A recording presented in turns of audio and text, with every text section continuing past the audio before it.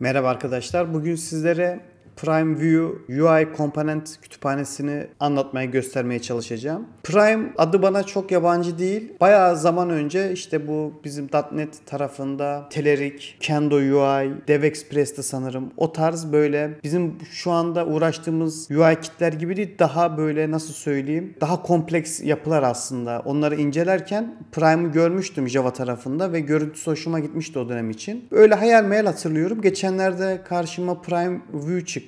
Sanırım dev.to'da gördüm. İşte baktım, komponent çeşitliliği inanılmaz iyi. İşte her komponentin bir sürü varyasyonu, işte özelliği bulunuyor. Görüntü zaten güzel. Biraz araştırınca Prime'ın Türkler tarafından geliştirildiğini gördüm ve inanılmaz mutlu oldum. Dolayısıyla madem Vue ile ilgili videolar çekiyoruz, Prime Vue'yu da açıkçası anlatmak istedim. Hem de pozitif ayrımcılık manasında da Prime'a destek olmamız gerektiğini düşünüyorum. Prime Vue şöyle söyleyeyim. Prime'ın işte React, ondan sonra Angular için de UI kitleri var. Yani işleri muhtemelen bu insanların UI develop etmek. Zaten komponentlere falan baktığınızda şey deneyimini çok rahat görebiliyorsunuz. Backend'den evrilmiş bir mantalite var aslında. En azından ben öyle hissediyorum. Bilmiyorum. Şimdi Prime View şöyle. Bir tane Prime View adında ana View için yapılmış bir UI kit var. Biz bu videoda alt tarafta Prime View'yu kullanan, ki bundan sonra Prime diyeceğim direkt, Prime View'yu kullanan, işte Tailwind destekleyen, daha yeni anons edilmiş gördüğüm kadarıyla GitHub'daki tarihlere baktığımda öyle anlıyorum, versiyona göz atacağız. Direkt kuruluma geçelim ve şöyle birazcık daha şu sağa çekeyim. Bakalım Prime neye benziyormuş. Direkt Yarn diyoruz. Enter diyelim. Şunu ekliyoruz projemize. Kurulumu birazcık görece diğer UI kitlere nazaran farklı. Şundan farklı. Söyleyeceğim biraz sonra. Çünkü aslında Prime bize bir komponent veriyor. Fakat vermiş olduğu bu komponenti bize fonksiyonelite olarak veriyor. Üzerindeki tasarım unsurları, yani CSS tanımlamaları falan sonradan üzerine aktarılan bir altyapısı var. Öyle bir mimarisi var. Dolayısıyla biz Headless UI'de olduğu gibi Prime'ı İster unstyle olarak, şu zaten onun şeyi, ayarı, detayını göstereceğim biraz sonra. İster sadece komponentleri alıp fonksiyonelite olarak kullanıyoruz. Sonradan üzerine bir CSS implementasyonu getirebiliyoruz kendimiz, ya da Tailwind gibi başka şeyleri ya da Bootstrap gibi ilgili sınıflarını kullanıp customize işlemini o şekilde de yapabiliyoruz. Dolayısıyla bu manada Ant Design'dır, Material UI'dır ya da benzeri UI kitlerden bir miktar ayrılıyor. Sanırım React tarafında Radix UI olması lazım. Öyle bir şey var. O da benzer kafada bir ilerleme gösteriyor. Anladığım kadarıyla da bu UI şeyleri, paneleri oraya doğru gidiyor. Şunu şöyle birazcık daha şu tarafa çekelim. Bir preset kullanmamız gerekiyor. Hazır presetleri bulunuyor. Böyle tıklayalım. İşte Lara ve Wind adında iki tane preset var. Şurada ne olduğunu anlatabilseymiş bize fena olmazmış. Basit bir preview ama çok önemli değil. Şöyle Lara yazalım download'a, indirelim. Bu insin. Geri geleyim bu sırada. Nereye indi? Hiç anlayamadım. Şuraya geliyorum. Şuraya bir tane preset zaten varmış preset folder'ı duruyor burada. Şuraya yapıştırdım Lara presetini. Ben tabi bu videoyu çekmeden önce bir tur yükleyip denedim, açık konuşmak gerekirse. Dolayısıyla presetimi de şu şekilde şuraya tanımlıyorum. Şu şekilde de şuradan import işlemini gerçekleştiriyorum.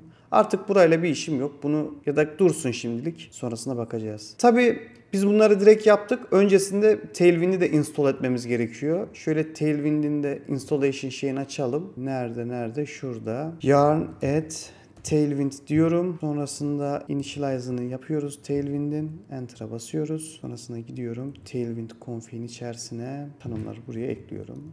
Burayla bir işim kalmadı. Başka bir şey yapıyor muyduk? Şunları da alıp assets'in içindeki main'in içerisine şu şekilde koyuyorum. Başka da bir şey yapmama gerek yok zaten. Tekrar Prime'a geri dönüyorum. Presetleri ayarladık. Şunu kopyalıyorum. Extend'i kopyaladım. Tailwind config'in içine gidip şuraya paste ediyorum. Bunların ne olduğunu biraz sonra anlata gideceğiz. Şimdilik hızlı ekleyeyim. Sonra şeye gidip root'a, main CSS'imin içine gittim. Buradaki root'a da bu value'ları set ettim. Tamam. Aslında bunu da kapatabilirim. Şimdilik bunu da kapatabilirim. Şuraya gelip yarn dev deyip enter'a basıyorum. Şunu kopyalayayım. Ctrl T, Ctrl V. Uygulamam açılsın. Tamam. Uygulamam açıldı. AppView'ye gidiyorum. Şunu şöyle yapalım. Şunu şu tarafa atalım. Şöyle dursun.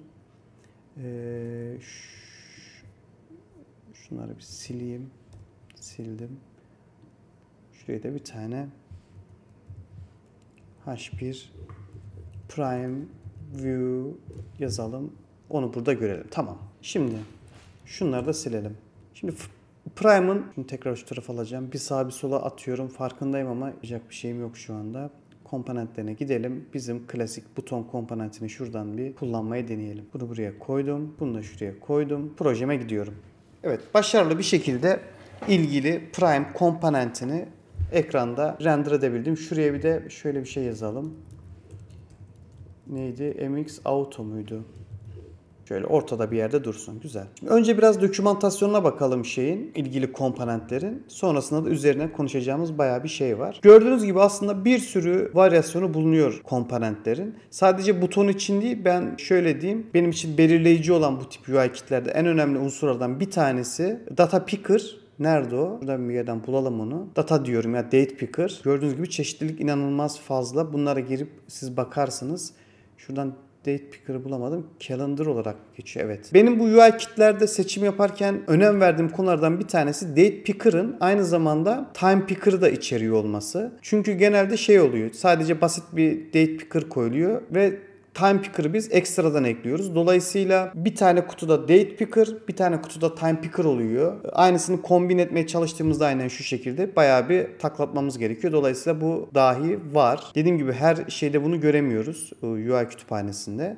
Ve ikinci olarak baktığımda tabii ki benim uğraştığım işler özelinde Data Table. Data Table'a tıklıyorum. Data Table'da bayağı bir özelliği barındırıyor üzerinde ve gerçekten size customize etmek için bütün unsurları sağlıyor. Sadece bu doküman kısmında şunu beğenmedim. Beğenmedim demeyeyim de daha güzel olabilir sanki. Burada kodu görüyoruz. Anlayabiliyorum bunu. Şuna tıkladığımızda View Data dediğimizde datasını görebiliyoruz. Sample bir data gösteriyor bize. Şurada bir yerde Composition API'ye tıkladığımda da bu şekilde gösteriyor örneği. Dolayısıyla ben bunu direkt kopyalayıp denemek istediğimde deneyemiyorum. Çünkü bir product servisine ihtiyacım var. Yani bu yaklaşım, açık konuşmak gerekirse, çok fazla hoşuma gitmedi. Belki bu arada bunun altında yatan bir şey de vardır. Sebep vardır, onu da bilmiyorum ama genelde UI kütüphanelerine bakarken direkt kopyalayıp yapıştırıp görmek istiyor insan. Buradan hatta bile son anda ben denerken fark ettim. Bu bir array mesela. Array'in içindeki bir item. Yani üstünde altında bir ibare olsa fena olmayacakmış. Ama dediğim gibi bunlar çok ince şeyler, nüanslar. Çok önemli mi önemsiz mi onu da kestiremiyorum. Neyse uzatmayayım. Şimdi komponentimize biz geri dönelim. Komponentleri kullanabilmek için yukarıdan import deyip kullanmak istediğimiz tüm komponentleri bu şekilde import deyip alt tarafta kullanabiliyoruz. Dokümantasyonda şöyle bir durum var. Eğer Prime View'nun dokümantasyona giderseniz, Tailwind olan değil de normal core olan Prime'ın, burada Configuration'ın altında Auto Import diye bir sekme var. Burada Unplugin View Components diye bir tane var. Ant Design de sanırım bunu kullanıyor. Component Loader gibi aslında. Bunu kullanarak main TS'in içinde ilgili tanımlamaları yapıyorsunuz ve artık tüm komponentler elinizin altında oluyor. Tabii bunun böyle olmasının sebepleri var. Muhtemelen paketlerken optimizasyon yapılıyor diye. Ama dediğim gibi bu kısım diğer dokümantasyonda yok. Onu da söylemiş olayım. Yani burada ararsanız bulamayabilirsiniz onu. Bunu tekrar kapatalım. Şimdi şu unstyled meselesine gelelim tekrardan. Bizim açayım bir uygulamamızı. Nerede? Şurada. Submit. Sağ tuş tıklayalım. Inspect diyelim. Gördüğünüz gibi class'ın içerisinde bir sürü relative, items, center, inline, flex gibi bir sürü var. Tanım var. Bu tanımlar aslında geliyor. 10 kez kaydırayım. Can sıkıcı, farkındayım. Presets'in altında zaten gördüğünüz gibi her komponent için presetler tanımlı. Bu presetlerin içinde de aslında bildiğimiz Tailwind tanımları bulunuyor. Bakın burada bir sürü ilgili buton komponenti için tanımlar mevcut. Ben eğer gelip şöyle yaparsam, main TS'in içine gidip bunu commentlersem, şunu da commentlersem, kaydedersem, submit düğmesinin zaten tüm tasarımı gitti. Inspect diyorum. Gördüğünüz gibi herhangi bir class tanımlaması kalmadı içinde. Çünkü şuradaki unstyled'ı true verdiğim için şuna false diyorum, kaydediyorum. Bakın class'a bu sefer p-buton, p-component şeklinde şeklinde klaslar geldi. Ben bunları kendim de implement edip tasarımını değiştirebilirim. Ya da bize PrimeView'nun hazır sunduğu CSS dosyaları var. Onları da projeme import edip, dahil edip ilgili temaları da kullanabilirim. Ve bir sürü de gördüğüm kadarıyla şey var. Ön tanımlı CSS teması var. Dolayısıyla bunu şöyle geriye alalım. Şunu da geriye alalım. Bakın bir sürü şey buraya eklendi. Yani buradan şu mana çıkıyor. Ben buraya kendi presetimi oluşturup kendi renklerimi falan ilgili istediğim görselliğe ulaşıp ilgili komponentlerin fonksiyonelitesinden faydalanıp uygulamalarımı geliştirebilirim. Tabii buna bayağı bir efor harcamak lazım. Buna bildiğin yatırım yapmak gerekiyor, öyle söyleyeyim. Yani diğer türlü biz materyal UI'da hiçbir şey düşünmeden alıp koyabilirken burada eğer böyle bir kafada yaklaşacaksak bayağı bir işi biliyor olmamız ve buna emek harcayıp yatırım yapmamız gerekiyor. Artık burada söyleyecek fazla bir şeyim yok. Şunu kapatabilirim. Bu da böyle. Bunun yanında kurulumu yaparken şu şeyin altına renk kodları eklemiştik. Main CSS'in altına. Buradaki işte Surface karşısındaki renk kodu tanımını buradan değiştirip direkt sadece renk bazında da çok basit değişikliklerle renkleri falan değiştirebiliyoruz. Bu da gayet iyi.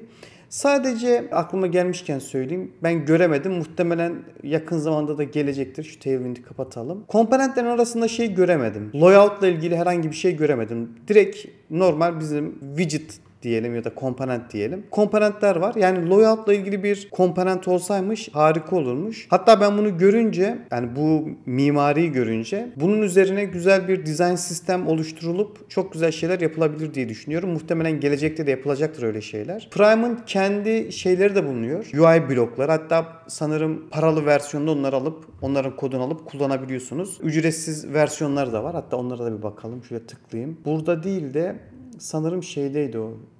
Şuradaki ana sayfada mı görmüştüm? Komponentler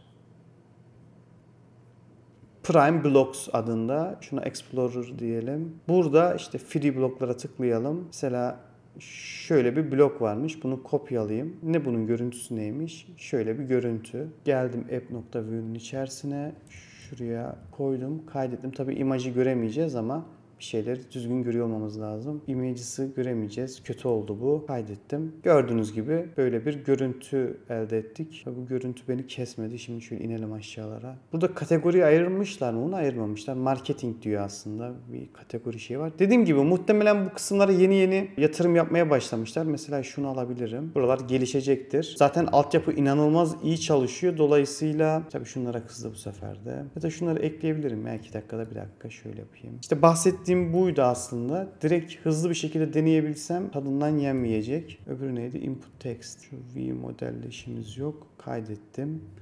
Geldim. Ne diyor? Yine images blok. Normalde bu direkt SVG kod olarak koyuyorlar şeyin içine ama demek ki olmamış orada fırsat. Tamam. Gayet iyi bence. İşte bloklarıdır, bilmem nelerdir. Bir ekosistemi de var. Prime'ın alıp kullanabiliyorsunuz. Şöyle geri gelelim. Daha doğrusu şuraya tekrar dokümantasyona gitmek istiyorum hızlı bir şekilde. Dokümanla ilgili şöyle bir şey göstereyim size. Zaten bunları siz kendinize keşfedersiniz. Her komponentin presetlerini yukarıdan gözden kaçabilir diye gösteriyorum bunu. Presetlerine yukarıdan ulaşıp presetlerini görebiliyoruz. İşte mesela Lara böyleyken işte Winding'i tanımlamaları böyleymiş. Özetlemek gerekirse ben Prime View'yu çok beğendim. Yaklaşımlarını ve o mimariyi bayağı bir beğendim. Dediğim gibi iş oraya doğru gidiyor. Çünkü artık insanlar aynı şeyleri kullanmaktan, aynı renkleri görmekten bıktılar, usandılar artık ve görece büyük uygulamaları geliştireceğiniz zaman hemen her şeyi custom kişiselleştirmek istiyorsunuz projenize göre. Bu Prime View'nun üstüne güzel bir design system yazılacaktır ya da birileri muhtemelen yazar. Ve o zaman çok daha böyle ne bileyim seksi bir hale gelir diye düşünüyorum. Çünkü şu anda sadece komponent alıp kullanabiliyorsunuz. Ama böyle bir design sistemin içinde güzel kurgulanırsa çok hızlı uygulama geliştirmek için, birbirinden farklı uygulamalar geliştirmek için güzel bir UI kit açıkçası. Zaten GitHub'daki star sayıları falan da bayağı iyi durumda. Zaten çok kullanılan kütüphaneler bunlar. Bu zamana kadar nasıl göremedim daha doğrusu. O çok enteresan. Vallahi ilk fırsatta kullanmak isteyeceğim bir UI kütüphanesi. Söylemek istediklerim aslında bu kadar. Başka bir video ile görüşmek üzere. Hoşça kalın.